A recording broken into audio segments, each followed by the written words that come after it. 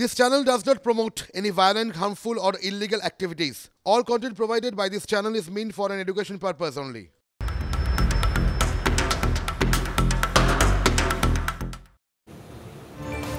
নমস্কার, দেখছেন TV9 বাংলা। শুরু করছি দুপুরের 4 ব্রেকিং লাইভ। আর দুপুরের 4 ব্রেকিং লাইভ মানে আপনারা জানেন এখনো অবধি দুপুর অবধি যে গুরুত্বপূর্ণ খবরগুলো রয়েছে, যে ব্রেকিং নিউজগুলো রয়েছে, সেগুলো আপনাদের সামনে তুলে ধরার কথা এই বুলেটিনে। এবং এই বুলেটিনের পাশাপাশি আপনাদেরকে জানিয়ে রাখবো যে আরও অনেক গুরুত্বপূর্ণ খবর থাকে, সেই সমস্ত খবরের দিকে আমরা নজর রাখি এবং আমাদের প্রতিনিধিরাও থাকেন একেবারে গ্রাউন্ড জিরো থেকে সমস্ত খবরের ডিটেলস আপডেট দেন তারা এই বুলেটিনে। তাই এই মুহূর্তে দাঁড়িয়ে পিসিআরকে বলবো চারটি ব্রেকিং নিউজ প্লে করার জন্য বিগ বলে একে একে আসবো কি খবর রয়েছে। একদম প্রথমেই যে খবর, সংসদে ধোঁয়াকাণ্ডে তদন্তকারীদের হাতে চাঞ্চল্যকর তথ্য এসেছে। চাঞ্চল্যকর তথ্য, ঘর ছাড়ার সময় সামনে এসে গেছে। এই তথ্য তারা পাচ্ছেন সেই ডায়েরি থেকে। আপনাদেরকে জানিয়ে রাখি, ধৃত সাগর শর্মার ডায়েরিতে ঘর ছাড়ার ইঙ্গিত। ঘর ছাড়া বলতে তার কি ইঙ্গিত ছিল জানার চেষ্টা করব। তার পাশাপাশি আর একটা breaking news, second breaking news দুপুরের, সেদিকেও নজর রাখবো। পেশায় ই রিক্সা চালক সাগরের ডায়েরি, সামাজিক ব্যবস্থা নিয়ে সেখানে ক্ষোভ উগরে দেওয়া হয়েছে। স্বাধীনতা যুদ্ধ শুরুর কথা সাগরের ডায়েরিতে, সূত্র মারফত এমনটাই জানা যাচ্ছে। আর কি রয়েছে ডায়েরিতে জানাবো আপনাদের। তার পাশাপাশি থার্ড ব্রেকিং নিউজ, সেদিকেও নজর রাখা যাক। সংসদে হামলার ছক গোপন রাখতে সিগন্যালিং মেসেজিং অ্যাপের ব্যবহার, এমনটাও জানতে পারা যাচ্ছে। মোট 7টি স্মোক বোম নিয়ে সংসদে যায় ললিত, এমনটাই সূত্র মারফত জানা যাচ্ছে। এবং এর পাশাপাশি একটি স্মোক বোম সংসদের ভিতরে ব্যবহার করা হয়, এটাও জানা যাচ্ছে সূত্র মারফত। আর কি জানা যাচ্ছে জানাবো আপনাদেরকে। ফোর্থ ব্রেকিং নিউজের দিকে নজর রাখি। সংসদ কাণ্ডে ধৃত তরুণী হরিয়ানার বিন্দেতে সমাজকর্মী বলে আমরা জানতে পারছি। বিতর্কিত কৃষি বিলের বিরুদ্ধেও সক্রিয় ছিলেন এই নীলম ভার্মা। এই নীলম ভার্মার কি পরিচয়, কি মতদর্শ জানার চেষ্টা করব। আর এই মুহূর্তে দাঁড়িয়ে প্রথমেই যে দিকটায় নজর রাখতেই হচ্ছে তা হচ্ছে সংসদে যে ধোঁয়াকাণ্ড, সেই ধোঁয়াকাণ্ডে যেমনটা একদম শুরুতেই আপনাদেরকে বলছিলাম, তদন্তকারীদের হাতে চাঞ্চল্যকর তথ্য এসেছে। ঘর ছাড়ার সময় সামনে এসে গেছে। ধৃত সাগর শর্মার ডায়েরিতে ঘর ছাড়ার ইঙ্গিত। অভিযুক্ত সাগরের ডায়েরি হাতিয়ার তদন্তকারীদের। 2015 সাল থেকে ডায়েরি লিখছেন এই সাগর। পেশায় ই রিক্সা চালক সাগরের ডায়েরি, সামাজিক ব্যবস্থা নিয়ে ক্ষোভ রয়েছে তাতে। সামাজিক ব্যবস্থা নিয়ে ক্ষোভ সাগরের ডায়েরিতে। স্বাধীনতা যুদ্ধ শুরুর কথা সাগরের ডায়েরিতে, সূত্র মারফত এমনটাই জানা যাচ্ছে। পাতায় পাতায় দেশের আত্মবলিদানের উল্লেখ। সাগরের ডায়েরির পাতায় পাতায় লেখা ইনকিলাব জিন্দাবাদ, সূত্র মারফত জানা যাচ্ছে এটাও।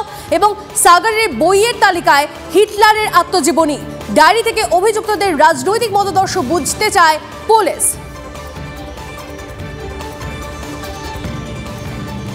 অন্যদিকে আবার সংসদ তাণ্ডবে ধৃত তরুণী নীলম ভার্মা আদতে কে জানেন? বিস্ফোরক তথ্য সামনে আসছে। হরিয়ানার ঝিন্দেতে সমাজকর্মী হিসেবে পরিচিত এই নীলম, প্রতিবাদী মুখ। নিজের এলাকায় 100 দিনের কাজের দুর্নীতি প্রকাশ্যে এনে গ্রামে প্রচারে আসে এই নীলম। বিতর্কিত কৃষি বিলের বিরুদ্ধেও সক্রিয় ছিলেন। তিনবার কৃষক আন্দোলনের সময় ধর্নায় দেখা গিয়েছে তাকে। মহিলা কুস্তিগীরদের শ্লীলতাহানির প্রতিবাদেও যন্তর মন্তরে ছিলেন নীলম। জানা গিয়েছে ভগৎ সিং এর আদর্শে উদ্বুদ্ধ হয়ে নিজেকে নীলম আজাদ বলে দাবি করেন। হরিয়ানার প্রাথমিক শিক্ষক নিয়োগ পরীক্ষায় পাশ করে গত 7 বছর বেকার। সামাজিক আন্দোলনের সঙ্গে নীলমের যোগসূত্র ধরে তদন্ত এগোচ্ছে দিল্লি পুলিশ। এদিকে আবার সংসদে হামলার ছক গোপন রাখতে ব্যবহার করা হয় সিগন্যাল মেসেজিং অ্যাপ। মোট 7টি স্মোক ক্যান নিয়ে সংসদে যায় ললিত। আর এর মধ্যে একটি সংসদের ভিতরে ব্যবহার হয়েছে, অপরটি সংসদের বাইরে রিসেপশন গেটের সামনে।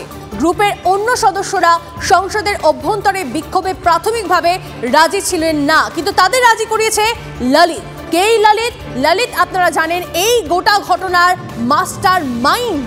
দাবি পুলিশের জেরায় ললিত যেসব হোয়াটসঅ্যাপ গ্রুপের সঙ্গে যুক্ত, সেই গ্রুপ অ্যাডমিনদের সঙ্গে যোগাযোগ করবে দিল্লি পুলিশ।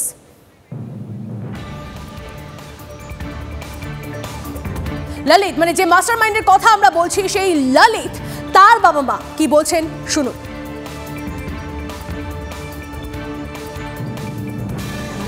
हमारा बेटा गंदा नहीं है, से पूछ लीजिए चाहे। हमारा सोना है, हमारा हाथ से छूट गया, क्या करेंगे बाबू?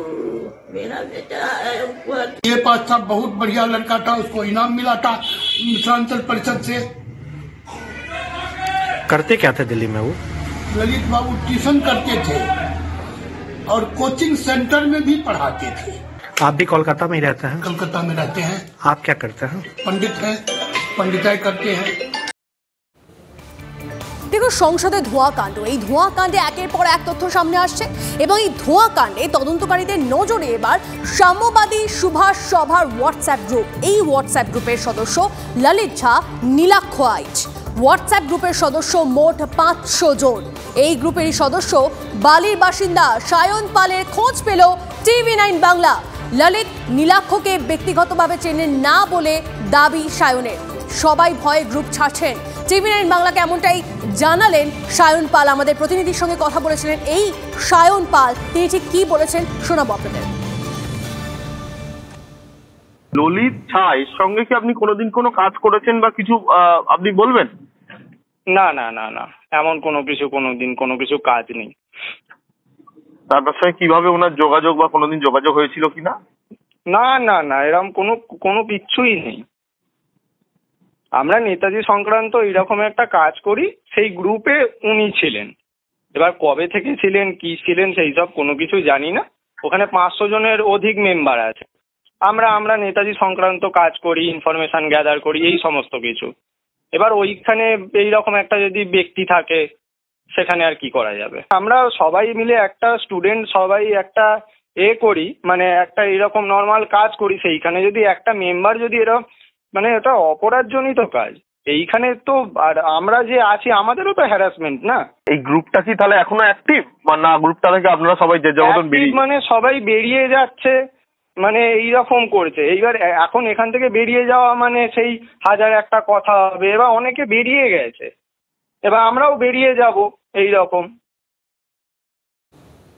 এদিকে বাংলা থেকে উৎসাহ নিয়ে দেশের সন্ত্রাসবাদী কাজ চলছে তৃণমূল সরকারকে। এই তো দিলীপ ঘোষের। পশ্চিমবঙ্গ থেকে প্রশিক্ষণ নিয়ে বাংলাদেশেও নাশকতা, বাংলা কানেকশন নিয়ে তৃণমূলকে নিশানা বিজেপি সাংসদ দিলীপ ঘোষের। তার মন্তব্য আপনাদেরকে শোনাবো এবং তৃণমূলেরও পাল্টা প্রতিক্রিয়া আমরা পেয়েছি, শোনাবো। পশ্চিমবাংলায় বোম বন্দুক, উগ্রপন্থী ক্রিয়াকলাপ এবং এইখান থেকে উৎসাহ নিয়ে সারা ভারতবর্ষে এটা ছড়িয়ে পড়ছে। এমনকি একসময় বাংলাদেশের প্রধানমন্ত্রীও বলেছেন পশ্চিমবাংলা থেকেই নাকি আর উগ্রপন্থীরা এখানে ট্রেনিং নিয়ে গিয়ে বাংলাদেশে উৎপাত করছে। বারবার কেন পশ্চিমবাংলা থেকে আগুন উঠে? মুখ্যমন্ত্রী বড় বড় কথা বলেন, এখানকার আইন শৃঙ্খলা ঠিক করতে পারে না, উগ্রপন্থীরা গ্যাংস্টাররা এখানে লুকিয়ে থাকে, তার ইনফরমেশন থাকে না, আর এখানকার মানুষ তো ভগবান ভরসায় বেঁচে আছে। তো আগে নিজেরা ঠিক করুন, কথায় কথায় কেন্দ্রের দিকে আঙুল তোলা, অন্যের দিকে, নিজের দায়িত্ব পালন করতে পারেন না।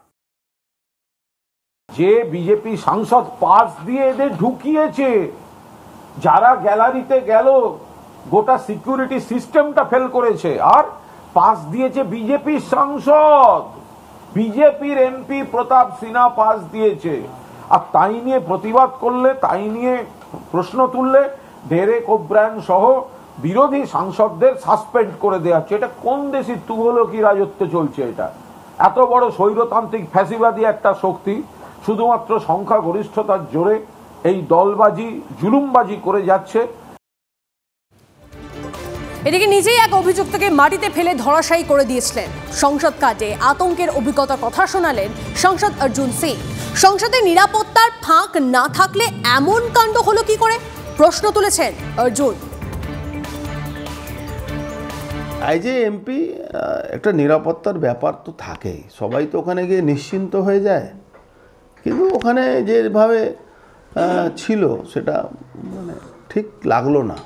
ভবিষ্যতের পক্ষে একটা ওই হয় না কি, একটা রাস্তা দেখে নিল লোক কি এভাবে করা যেতে পারে। আমি তো জীবনে ভয় করিনি, কিন্তু একটা তো কিছু লোক থাকে যারা মৃত্যুকে সঙ্গে সবসময় মৃত্যুর সঙ্গে লড়াই করে, তাদের মধ্যে আমিও একজন আছি। ওটা নিয়ে আমি ভয় করি না। ওকে সঙ্গে সঙ্গে আমি মাটিতে ফেলে দিয়েছি।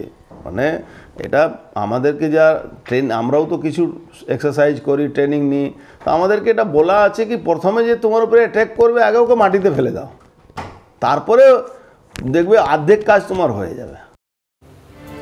এদিকে সংসদে হানার ঘটনায় বঙ্গযোগ বা আনন্দপুরের শিশু বিক্রি চক্র ফাঁস। নানা ঘটনাতেই নাম জড়িয়ে শহরে ভাড়া নিয়ে থাকা বাসিন্দাদের, আর এর জেরে ফের শহরে ভাড়াটেদের তথ্য সংক্রান্ত বিষয় নিয়ে প্রশ্ন উঠছে।